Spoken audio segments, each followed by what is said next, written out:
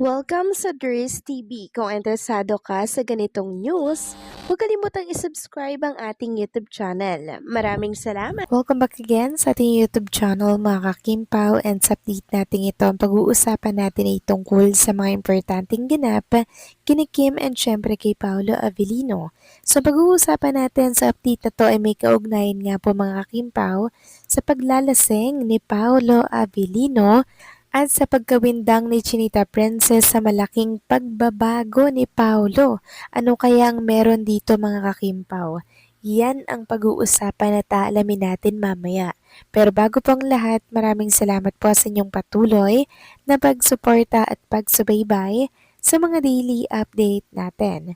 Kaya naman bilang pasasalamat, narito pang isang napili kong komento patungkol ito sa naging previous update. Mula ito kay Ginang Honey Joyce. Honey Joyce Rigor. Sabi niya, hello Miss Durs, kung sakali mang may katotohanan na buntis Kimi Miss Durs, malamang pretty pag girl and handsome naman pag boy. Kasi si Paulo ay may lahing Igorot. Malakas din ang dugo ng mga Igorot, tapos si Kimi naman ay Chinese. Kaya pag nagmix ang dugo ni Pao at Kim, talagang maganda ang lahi ang magiging anak nila Mistress. Sana girl if nga buntis si Kim. Maraming salamat po sa inyong komento. Ginang Honey Joyce Rigor. So tama po kayo dyan, malakas po talaga ang dugo ng mga Igorot. 'Di ba? At alam naman natin na maganda po ang kalalabasan, mga kakimpaw, ng magiging anak po nila in the future kasi maganda pong lahi ni Paolo, ganun din si Chinita Princess. Kaya pag nag-combine po ito mga kakimpaw, panigurado pong Chinito or Chinita din po ang kanilang magiging anak katulad po nila. Sana nga po ay may katotohanan na itong mga nababasa natin at nababalitaan natin sa mundo po ng social media. Pero lagi ko nga pong paalala mga kakimpaw na hayaan natin si Chinita Princess po ang magkumpirma ng lahat ng ito dahil siya po ang nakakaalam ng lahat ng yan kasi katawan niya po yun mga kakimpaw. Wala tayong ibang gagawin dito kundi tumahimik, magmatyag, magmanman ng mga pagbabago kung meron man mga kakimpaw. Tsaka po tayo magbigay ng mga opinion kung meron na namang panibago tayong napansin. Sa ngayon, enjoy na lang muna natin yung mga nakikita natin kay Kim and kay Paolo Avellino, okay? So maraming salamat po sa inyong komento, Ginang Honey Joyce Rigor. God bless po sa inyo and mabuhay kayo. So eto na nga, pag-usapan na natin mga kakimpa, mga topic na nakalap natin sa update na to. At unahin nating pag-usapan ang tungkol nga dito sa nakita kong write-ups about kay Chinita Princess. So nagpa-interview daw po si Chinita Princess pero wala naman ako nakikitang interview niya, kundi mga write-ups lamang ito mga kakimpaw. Ayon dito, kahit diretsahan ng sinagot ni Kim ang kumalit na kahakang buntis siya dahil sa napansing laki ng tiyan at puso niya sa ilang events na aniya ay damit lang daw niyang suot yun, ayaw pa ring maniwala ng ilang netizens na nakapuna sa pagiging ngayon ng timbang ng It's Showtime host. Iniintriga rin nila ang kakaibang aura ni Kim at hindi raw sapat na dahilan yung pag-workout nito para isiping hindi siya buntis.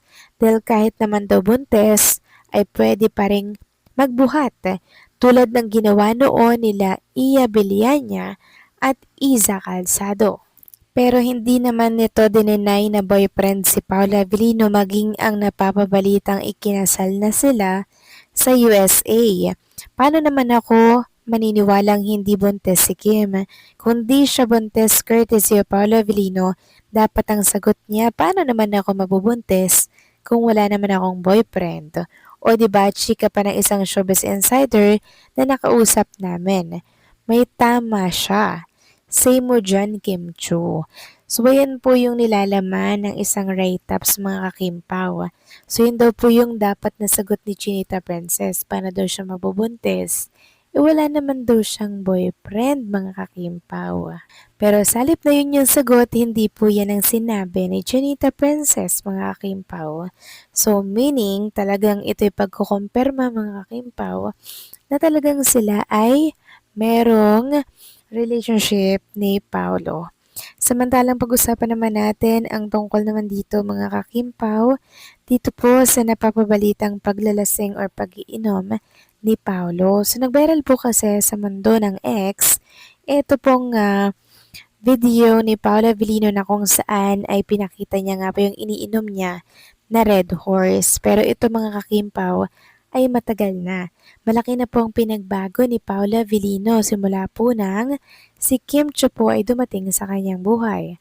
Ayon nga dito sa nag-post, Paula Avellino on a Zoom call with his fans, fanatics, and was also spotted drinking a beer from the Philippines called Red Horse.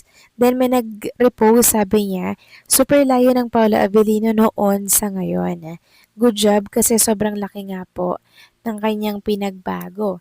Di na po siya nagiinom, bihira na lang din pong magsigarilyo, vape na lang po mga kakimpaw, at never na rin po siyang bumarkada mga kakimpaw. So ganyan po talaga ang nagagawa ng tunay na pagmamahal. Sabi nga nung nag-post, ang laki talaga ng pinagbago ni Paolo. Simula nang nakilala niya si Kimi, kung dati lagi siyang nagiinom, ngayon bihira na. Ni hindi na niya siya bumabarkada. Kaya nakagulat ang malalaking pagbabago sa buhay ni Paolo. Malamang maging si Kim nagulantang at hindi makapaniwala na si Paolo ay napabago niya ng malala. So, ganyan naman talaga mga kakimpaw ang mga kalalakihan, di ba? Pag nakita na po nila ang the one nila, mga kakimpaw na gusto makasawa po sa kanilang panghabang buhay, nanaisin at nanaisin po nilang magbago para po sa taong minamahal niya mga kakimpaw. Katulad po ni Paulo kay Chinita Princess. So, hindi natin alam na ganun pala kalaki yung magiging impact sa buhay ni Paulo, no, nang dumating si Chinita Princess. Lahat binago niya, lahat po ng makakasama sa kanya, and syempre yung pananamit niya, yung looks niya din, 'di ba? Talagang nag-glow po talaga si Paulo nung nakilala niya si Chinita Princess. Kasi syempre, meron na pong nag-guide sa kanya pagdating po mga kakimpaw sa mga looks, 'di ba? Knowing Chinita Princess, talagang aalagaan at aalagaan niya si Paolo Avellino katulad po ng pag-aalaga niya sa kanyang sarili. Kaya kung inyong mapapansin, sobrang dami na po niyang binago. Sobrang dami niya pong tinanggal para kay Chinita Princess. So kayo ba mga kakimpaw?